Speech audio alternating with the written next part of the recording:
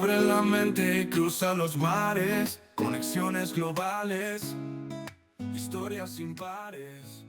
Buenas tardes, queridos amigos. En esta oportunidad vamos a conversar con el director institucional de la Cámara de Comercio, Luis Carlos Posada.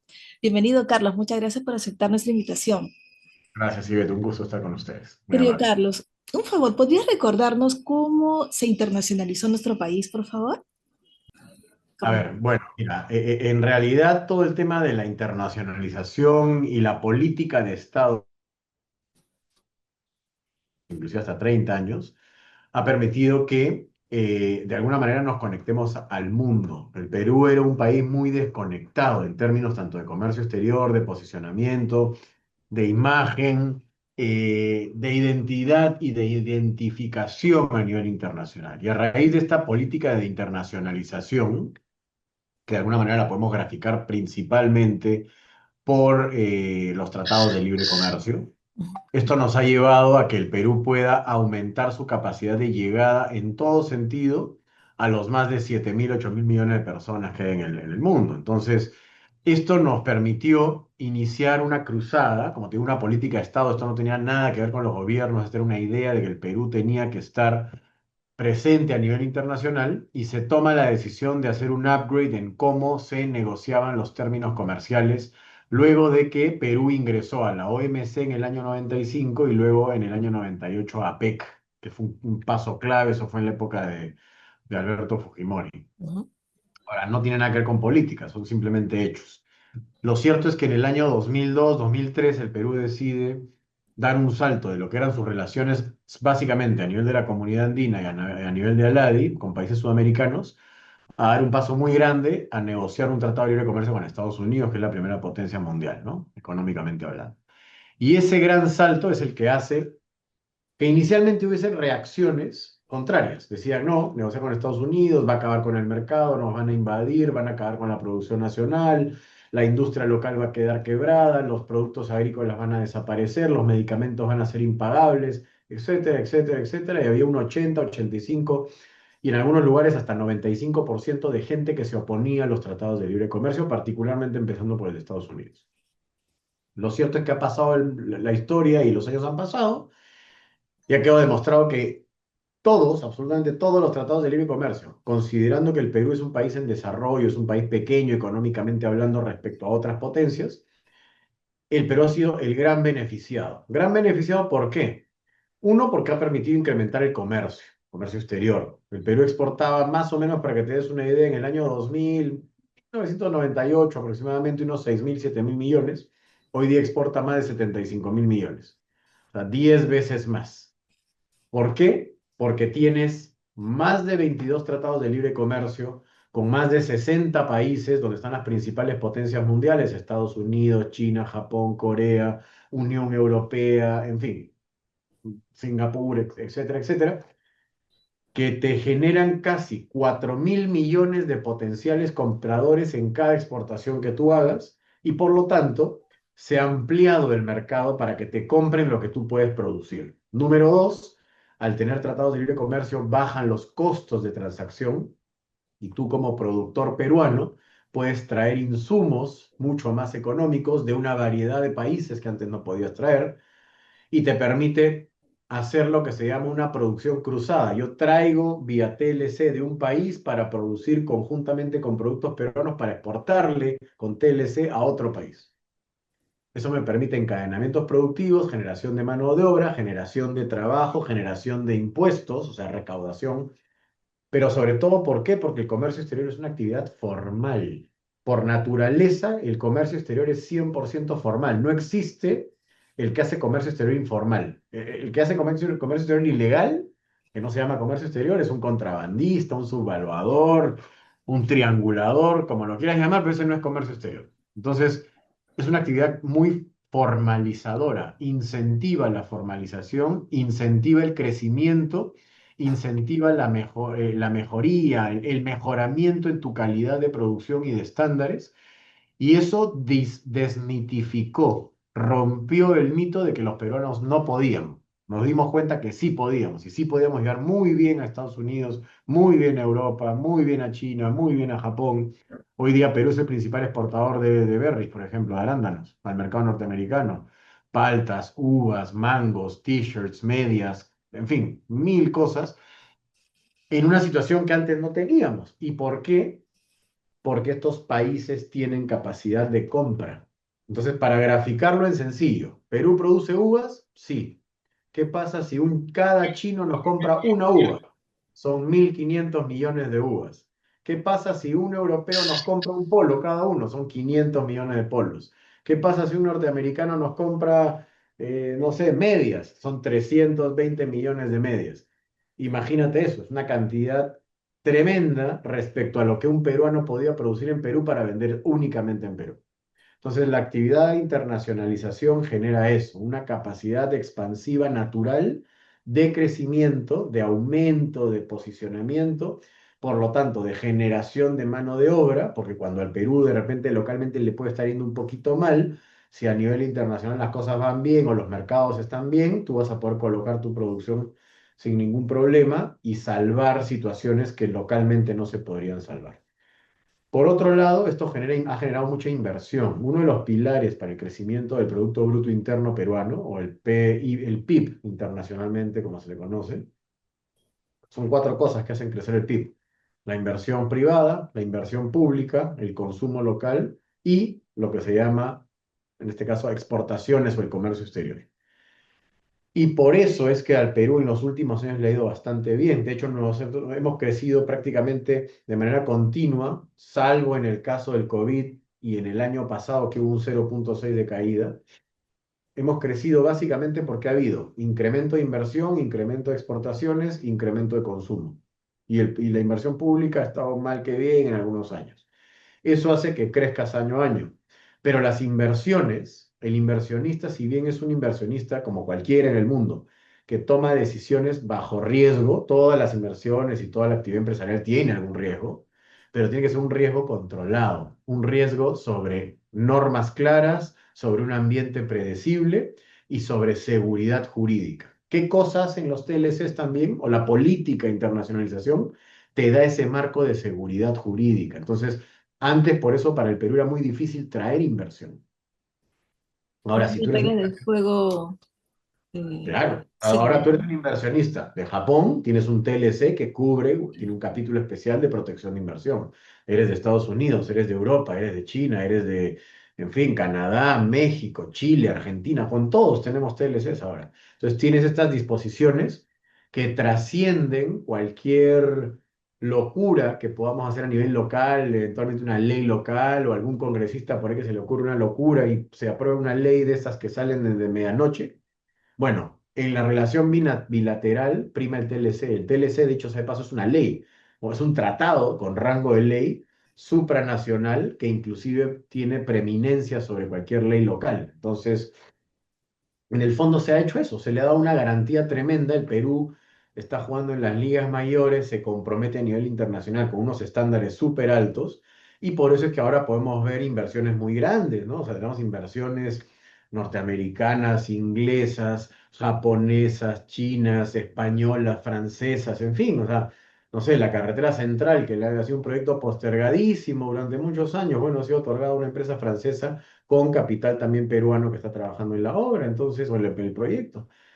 Eso no se haría si no hubiese regulaciones internacionales que le den esa tranquilidad, ese marco, esa posibilidad de trabajar predeciblemente que sí te da justamente la política de internacionalización. Eso por el lado de los TLCs, y a eso súmale el hecho que también tenemos tratados de protección para evitar la doble imposición tributaria. ¿Qué quiere decir? Tratados para no tributar doblemente sobre la misma situación. Eso también genera mucha internacionalización en términos de inversión. O sea, un inversionista dice, ok, yo tengo en mi país un impuesto, vamos a poner un ejemplo, 35%, en Perú es 30%, pero yo tengo un impuesto, un convenio para evitar la doble imposición tributaria. Entonces, yo pago mis impuestos en Perú de 30 y en mi país ya solamente pago el diferencial, 5%, porque tengo este convenio entre las partes. Cuando no hay estos convenios, se genera una doble imposición. Tienes que pagar en el Perú porque la actividad está siendo reconocida en el Perú, realizada en el Perú, y luego esta empresa que tiene su matriz en Francia, imaginemos, si no hubiera ese convenio, tendría que, digamos, tendría que tributar por generación de fuente extranjera y probablemente le cobrarían, no sé, 35% más, con lo cual dice, Carísimo. que, ¿para qué voy a hacer negocios en Perú si pago 30, después pago 35? Pues ya no es negocio, pero si yo pago 30 en Perú y por este convenio yo tengo que pagar 35 en Francia, pero ya pagué 30 en Perú, pago solamente 5 en Francia. ¿Qué Entonces, convenio es, Carlos? se llaman convenios para evitar la doble imposición tributaria. Ah, interesante.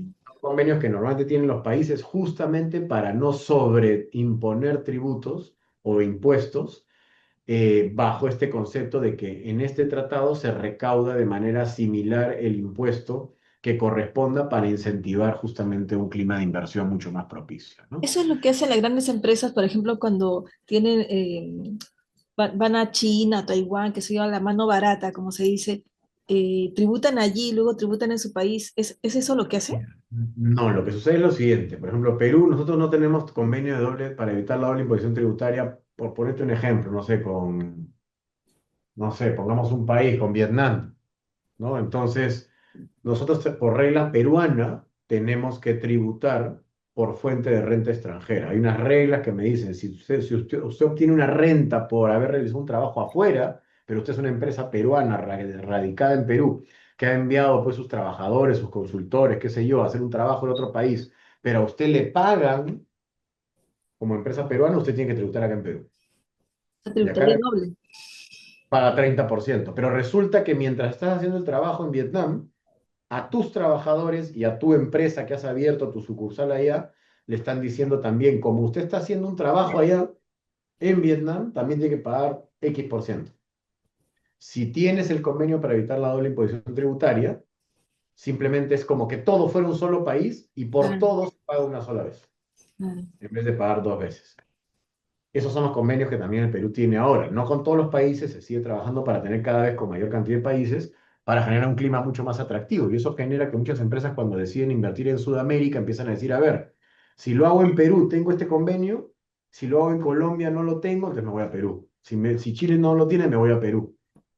Y por último, para cerrar, yo te diría que el Perú tiene una ubicación geoestratégica única. O sea, está ubicado en el centro de Sudamérica, Pacífico, de cara al Asia, la zona más dinámica del mundo, conectividad directa con el Asia, ahora con Chancay más aún. Entonces, desde Perú en realidad tú llegas prácticamente a toda América Central y Sudamérica de manera fácil. O sea, somos un hub perfecto. Son 3 horas a Colombia, 3 horas a Chile, 3 horas y media a Argentina, Paraguay, Uruguay, Brasil. O sea, todo está a 3, 4 horas máximo. Mientras que si tú estás en el sur, en Chile, para llegar a Colombia ya son 6 horas. Si estás en Bogotá, para llegar a Argentina son 6 horas. Entonces es una ubicación mucho mejor y con Chancay estamos sumamente ahora conectados con el Asia, con Callao sumamente bien conectados con Norteamérica y con Europa. Entonces yo creo que el combo es bueno, ¿no? La internacionalización del Perú ha sido muy saludable. Nunca pasó nada de los temores que decían que iban a generar las políticas de internacionalización. No se acabó con el agro, al contrario, ahora creció tremendamente el agro. No se acabó con la industria farmacéutica, ahora hay un montón de medicamentos para elección del consumidor, del paciente, etcétera. El Perú ahora ha colocado miles de productos que antes no tenía. Así que nada, o sea, el Perú está exportando más de 4.500 líneas arancelarias al día de hoy, cosa que eso era impensable hace más de 20 años, ¿no? Y eso que el Perú, por ejemplo, tiene en porcentaje, tiene más informalidad que formalidad, ¿no? O sea que si se fomentara la formalidad y más gente tuviera empresas bajo esas condiciones, el Perú sería mucho mejor, ¿no? Mucho mejor. Pero como te digo, el comercio exterior es un catalizador, porque tú puedes ser muy informal, todo lo que tú quieras, pero el día que quieres exportar, tienes que ser formal, porque para empezar tienes que Claro, tener un RUC. claro. Tienes que tener un RUC y el comprador te tiene que identificar y tienes que facturar. Ya, O sea, que pero entonces, ¿por qué los informales no pasan a ser formales? ¿Hay algo que no los motiva? ¿Qué está ocurriendo? no es simplemente porque no ven que pagando impuestos en el Perú reciban algo por ese pago que hacen. O sea, en Perú. Pero el día que se quieren volver exportadores, se dan cuenta que sí vale la pena ser formal porque van a exportar a un precio mejor, van a tener un pago claro y directo, van a tener mayor valor de sus productos, van a tener compradores permanentes. Entonces, insisto, el comercio exterior es una actividad catalizadora de informalidad y más bien te induce. Por eso hay empresas que antes siendo relativamente informales terminaron siendo ultra formales y ahora más que nunca crecen y quieren ser más formales aún. ¿Tienes algún Porque, ejemplo así inspirador? bueno, no voy a decir nombres porque no puedo decirte tal empresa era informal y No, ahora es pero eso formal. es algo muy interno, no va a ser publicado en redes ni nada, es algo Te muy digo, interno. hay empresas que han crecido mucho pues a nivel no sé, textil, confecciones. Por ejemplo, Topitop es una empresa top. O sea, exporta súper bien a nivel internacional, vende muy bien a nivel local también. Empresas que inclusive trabajan para grandes marcas. O sea, te hacen polos Lacoste acá en Perú, Tommy Hilfiger acá en Perú, Mm, Hugo Boss hecho acá en Perú. O sea, la marca manda a hacer su producción en Perú por la calidad a empresas de este estilo, ¿no? A claro, Netalco, a Topitop y a muchas otras que pueden generar un buen producto de los estándares que buscan las marcas internacionales para colocarlos en mercados como el de Estados Unidos o Europa. Entonces, no somos malos, al contrario. Hemos sido siempre muy buenos, solamente que no lo creíamos y ahora sí no lo creemos. Ahora creemos que tranquilamente podemos competir con miles de países de la moda europea, de la moda centroamericana, norteamericana, asiática, súper bien y es cuestión más bien de generar un mejor clima local para generar mayor competitividad porque Perú no está solo. O sea, esto que te estoy contando también lo quieren hacer o lo vienen haciendo otros países. Entonces tú compites en el mercado internacional. Si tú quieres vender paltas, está bien, las paltas peruanas son muy ricas, muy buenas, pero México también produce paltas, Chile también produce paltas, Colombia también produce paltas. Si nosotros nos dormimos, ya sabes qué va a pasar. Van a agarrar el pedazo de mercado que tiene Perú y lo van a agarrar otros. Así funciona esto. o sea, tú estás convencido que sí estamos preparados para competir globalmente. Sí, claro, por supuesto. Y acá lo que falta es simplemente incentivar que venga más gente porque el potencial de producción es altísimo en el Perú, solamente que falta más inversión, menos burocratización, menos trámites, más facilitación e incentivar. O sea, yo siempre he dicho, cuando tú exportas, tú no tienes que controlar nada, que controle el que recibe. Así como nosotros recibimos y controlamos lo que recibimos, tú deja que exporten, facilítale las cosas a las empresas para que exporten todo lo que puedan.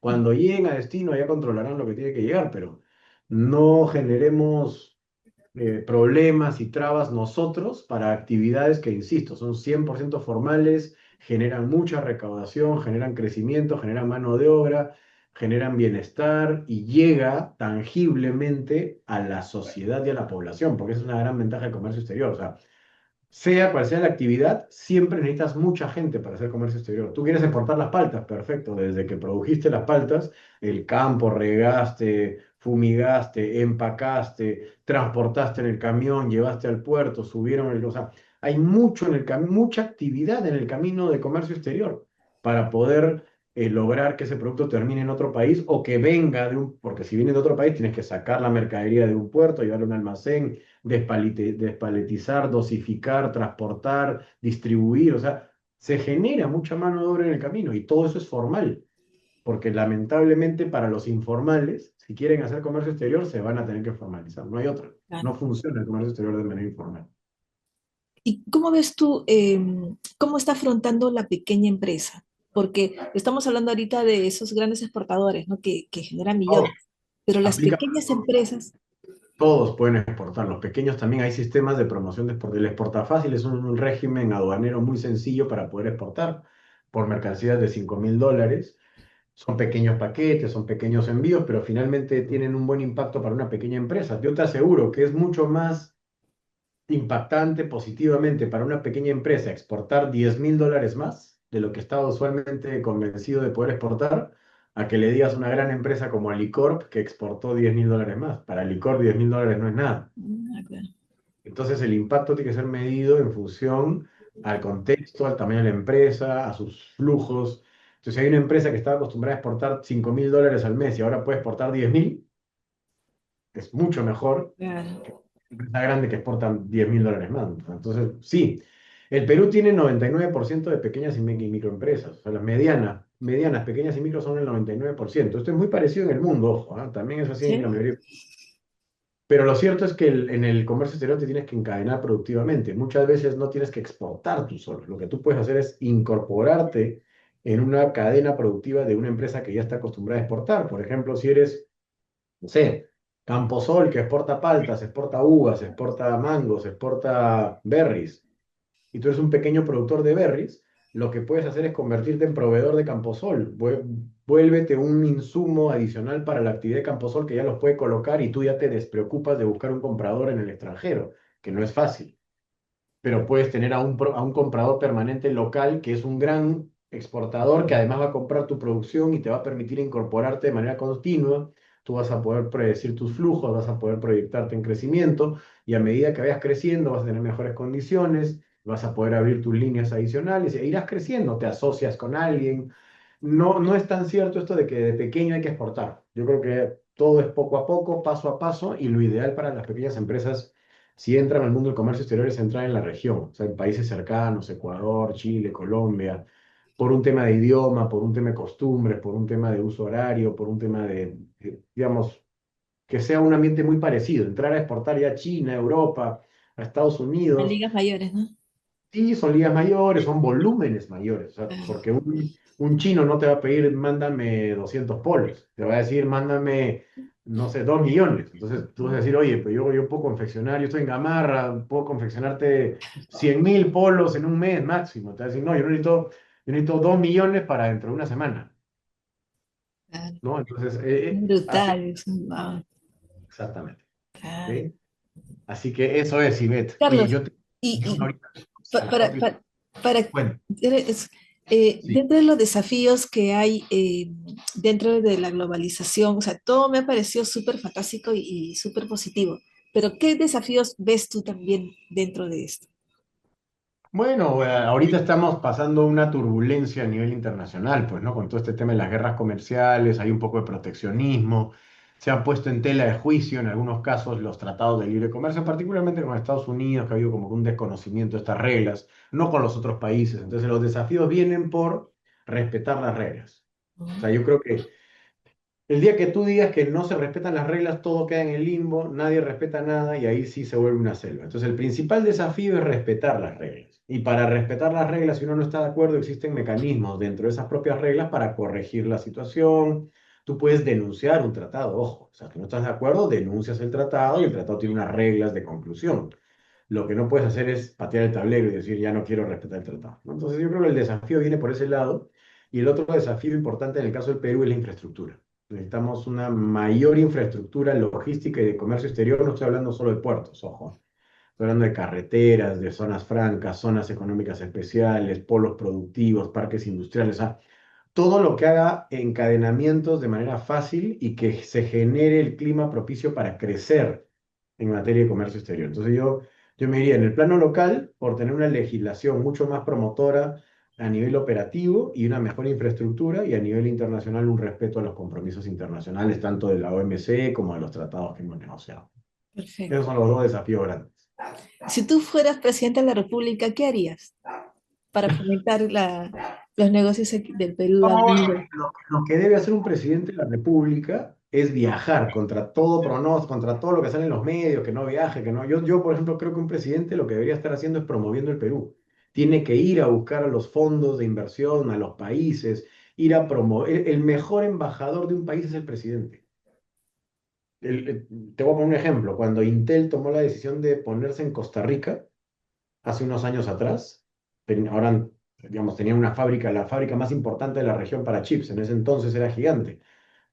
Pero ¿por qué tomaron la decisión de irse a Costa Rica? Porque el presidente fue a buscar a la gente de Intel y le dijo, señores, yo quiero darles lo que ustedes necesitan. ¿Qué necesitan? Necesitamos un espacio de tantos metros, de tantas hectáreas, necesitamos que se trabaje bajo regímenes de zonas francas, con regímenes laborales y tributarios predecibles, especiales, todo. Entonces, claro, el presidente fue y dijo, perfecto, hecho, otorgado. Intel decidió ponerse y a ni bien Intel se puso en Costa Rica, Hewlett Packard se puso en Costa Rica, Compaq, que era otra empresa, se puso Acer, o sea, un montón de empresas, porque eso es lo que sucede. Cuando ven que una gran empresa pone el pie en un lado, las otras quieren venir. O sea, ya es un tema natural. O sea, si viene Coca-Cola, viene Pepsi. Si viene Apple, viene Google y viene... O sea, es así. O sea, son empresas que se siguen a sí mismas en el clima de inversión. Entonces yo lo que haría es, un presidente tiene que salir a promover el Perú. Esa es su labor principal, es ir a promover. Normalmente Claro, tú puedes mandar ministros, puedes mandar jefes de proinversión, pues, sí, está muy bonito, pero a la hora de la hora el jeque árabe quiere ver al presidente. Y no sé si has visto en el último mes, Donald Trump se hizo una gira por los países árabes brutal, pero fue él mismo. Levantó más de $1 trillón. O sea, una barbaridad de plata y convenció a miles de empresas a invertir en Estados Unidos. Pero claro, si hubiera mandado al secretario de Estado, al ministro de Comercio, probablemente no pasaba nada, porque los inversionistas quieren ver al presidente. Eso es lo que yo haría. Interesante, qué interesante, Carlos. Muchas gracias. Muchas Sí. gracias. Nos Bueno, ha dado luces de cómo al se hace el contrario. manejo dentro del país. Abre la mente y cruza los mares, conexiones globales.